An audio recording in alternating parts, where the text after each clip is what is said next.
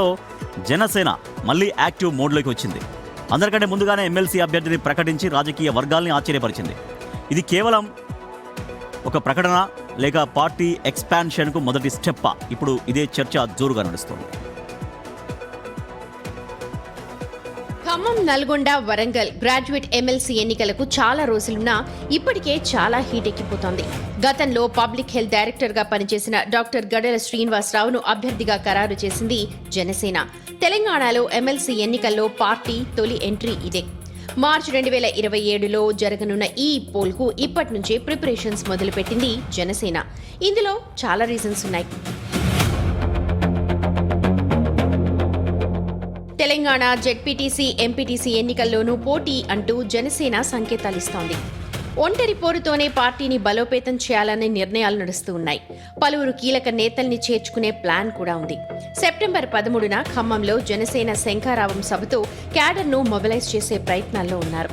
Municipal పోల్స్లో ఒక ward గెలుపుతో ఖాతా తెరిచిన జనసేన ఇప్పుడు గ్రాడ్యుయేట్స్ మద్దతుతో బలం పెంచుకుంటుందా? తెలంగాణ రాజకీయాల్లో జనసేన స్పేస్ క్రియేట్ చేసుకునే ఛాన్స్ ఉందా అన్న ప్రశ్నలున్నాయి.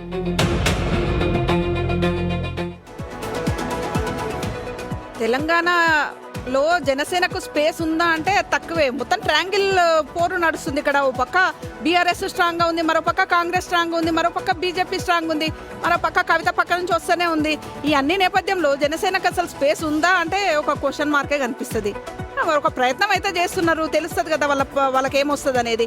ఇప్పుడు ఏదో ఎమ్మెల్సీ అభ్యర్థిని ప్రకటించాము, ఖమ్మము, ఉమ్మడి వరంగల్, నల్గొండకు సంబంధించి అని చెప్తున్నారు. అభ్యర్థిని ప్రకటించగానే ఏదో గెలుపు వచ్చేసినట్టు కాదు కదా. ఇప్పుడు ఎమ్మెల్సీ ఎన్నికల్లో బరిలోకి దిగుదామని చూస్తుంది, తర్వాత మున్సిపల్ ఎలక్షన్లో పోటీ చేద్దామని చూస్తున్నది. ఎమ్మెల్సీ ఎన్నికల్లో తెలిసిపోతుంది కదా బలం ఏందో ఎక్కడుంది అనేది. ఒక 2023 ఎన్నికలు చూస్తే మనకు ఓవరాల్గా జనసేన 8 స్థానాల్లో పోటీ చేసింది. 8 స్థానాల మొత్తం ఓట్లు కలిస్తే 59,000 చిల్లర వచ్చినాయి. ఉమ్మడి ఖమ్మం జిల్లా ఇప్పుడు అభ్యర్థిని ప్రకటించారు కదా, ఉమ్మడి ఖమ్మం జిల్లాకు సంబంధించి మొత్తం వైరా నియోజకవర్గం కావచ్చు, ఖమ్మము, సత్తుపల్లి అన్ని కలిపితే వాళ్ళకు వచ్చిన ఓట్లు 10,000 లోపే. ఈ విధంగా చూస్తే జనసేనకు ఏ విధంగా స్కోప్ ఉంది, మరి ఇప్పుడు ఏమైనా బలపడుతుందా అంటే కొద్దిగా కష్టమే అని చెప్పాలి.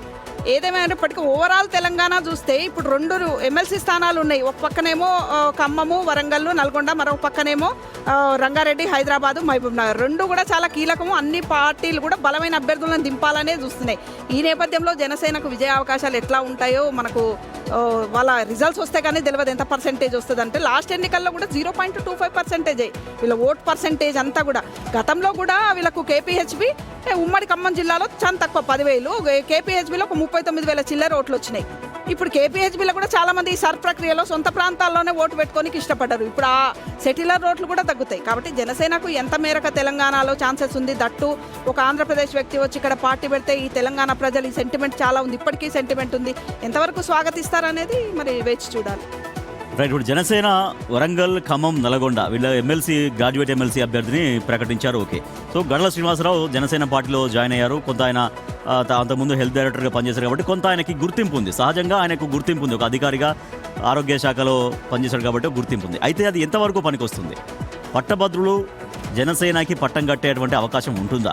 ఎందుకంటే ఇక్కడ అధికార కాంగ్రెస్ ఉంది, అధికారంలోకి రావాలి, మళ్ళీ పోయిన అధికారాన్ని దక్కించుకోవాలని బీఆర్ఎస్ ఉంది, ఓ పక్క బీజేపీ ఉంది. అంటే బీజేపీ ఎవరన్నా కలిస్తే గెలిస్తే ఎట్లాగో కూటమిలో వాళ్ళు భాగస్వాములు ఉన్నారు కాబట్టి బీజేపీకి కలిస్తే కనుక ఒకవేళ బీజేపీ పోటీలో ఉన్నా పోటీలో లేకపోయినా బీజేపీ క్యాడర్ ఏమైనా జనసేనకి సపోర్ట్ చేస్తే కొంత ఇంపాక్ట్ అంటే ఏమైనా ఓట్ల సంఖ్య పెరిగే అవకాశం ఉంటుంది.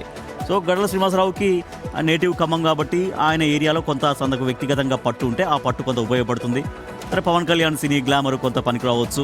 పవన్ కళ్యాణ్ ప్రచారానికి వచ్చినా లేదా చిన్న సభ పెట్టినా కూడా ఎంతో కొంత ఉండొచ్చు. కానీ గెలుపు దిశగా జనసేన వెళ్తుందని మాత్రం పెద్ద అది ఊహించడానికి కూడా ఊహకే కష్టంగా ఉంది వాస్తవానికి. ఎందుకంటే 8 స్థానాల్లో అసెంబ్లీ ఎన్నికల్లో పోటీ చేశారు. జనసేన అధినేత పవన్ కళ్యాణ్ నేను జనసేనలో తెలంగాణలో పోటీ చేస్తా అని చెప్తున్నారు. బట్ కొత్తగా పోటీ చేసేది ఏం లేదు. 8 స్థానాలు ఇక్కడ మేము గెలుస్తాం కావచ్చు అనుకున్నారు, కొంత పట్టు ఉంటుంది అనుకున్నారు అసెంబ్లీ స్థానాల్లో. ఆ 8 స్థానాల్లో పోటీ చేశారు. చాలా చోట్ల డిపాజిట్ కూడా రాలేదు. కేవలం ఆ 8 స్థానాల్లో వచ్చిన ఓటింగ్ పర్సెంటేజ్ అంతా అంటే 0.25% మాత్రమే ఓవరాల్గా స్టేట్లో. అంటే అన్నింటిలో 119 నియోజకవర్గాలు పోటీ చేయలేదు కాబట్టి ఈ పర్సెంటేజ్ అనేది కేవలం 8 నియోజకవర్గాలకు మాత్రమే వర్తిస్తుంది. కానీ తెలంగాణలో జనసేనకు చట్టసభల్లో కూర్చునేంత ఓటింగ్ నమోదవుతుంది, గెలిపించి తీరుతారనేది మాత్రం సమీప భవిష్యత్తులో ఎక్కడా కనిపించట్లేదు. బీఆర్ఎస్ ఉంది, కాంగ్రెస్ ఉంది, ఒకవేళ ఇప్పుడు కవిత పార్టీ ఉంది. ఇవన్నీ పార్టీల నేపథ్యం ఉన్న ఈ సిచ్యువేషన్లో జనసేన పోటీయే చేయొచ్చు. పోటీ ఇక్కడ కాదు, 119 నియోజకవర్గాల్లో పోటీ చేయొచ్చు. కానీ గెలుపు అవకాశాలు మాత్రం ఎంత మాత్రం సమీప భవిష్యత్తులో కనిపించట్లేదు.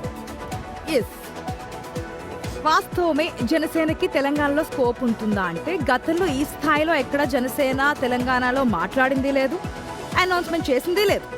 ఎప్పుడైతే మొన్న జూన్ 2వ తేదీన తెలంగాణ అవతరణ దినోత్సవం రోజు సభ పెడతా అన్నారో, తెలంగాణ కాంగ్రెస్ పార్టీ అంటే అధికార పార్టీ అడ్డుకుందో, నేను ఇక్కడే ఉంటాను అంటే నేను తెలంగాణలో కూడా జనసేన పార్టీ ఉంటుంది, నేను అవసరమైతే ప్రచారం చేస్తాను, మా యొక్క అభ్యర్థులు ఇక్కడ గెలిస్తే కనుక వాళ్ళే సీఎంగా ఉంటారు, ఇంత ఫోకస్గా అప్పుడు లేరు.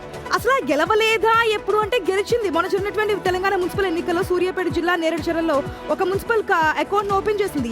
14వ వార్డులో 14వ వార్డులో ఆరూరు విజయలక్ష్మి గెలిచారు. ఏదో ఒకటి గెలుపైతే వచ్చింది కదా, ఏదైనా ఒక మెట్టుతో సాధ్యమవుతుంది. ఇంకాస్త ఫోకస్ గా పెడుతున్నారు. ఇప్పటికొచ్చి ఇంకా ఎమ్మెల్సీ స్థానాలు ఎవరు ఏంటని చెప్పి ఖరారు కాలేదు. మిగతా పార్టీలు ఇప్పటి వరకు ఏదైతే ఫైట్ చేసుకున్నటువంటి ట్రయాంగిల్ ఫైట్ కావచ్చు, దానిలో ఉన్నటువంటి కవిత టీఆర్ఎస్ పార్టీ కావచ్చు, ఏ పార్టీ ఇంకా అభ్యర్థిని అనౌన్స్ చేయలేదు. బట్ ఇక్కడ ఏదైతే తెలంగాణ ఎక్స్ అంటే మాజీ హెల్త్ డైరెక్టర్గా ఉన్నటువంటి డాక్టర్ గడల శ్రీనివాసరావును ఎమ్మెల్సీ క్యాండిడేట్గా జనసేన అనౌన్స్ చేసింది. సో త్వరగా అనౌన్స్ చేయడం వల్ల ఏంటంటే తొందరగా గ్రాడ్యుయేట్స్ దగ్గరికి వెళ్ళే అవకాశం ఉంటుంది, వారి మెప్పును పొందే అవకాశం ఉంటుంది, వారి సమస్యల గురించి పరిష్కరిస్తానని చెప్పచ్చు, ఏదైనా హామీలు ఇచ్చే అవకాశం కూడా ఉంటుంది, ఏదైనా జరగచ్చు.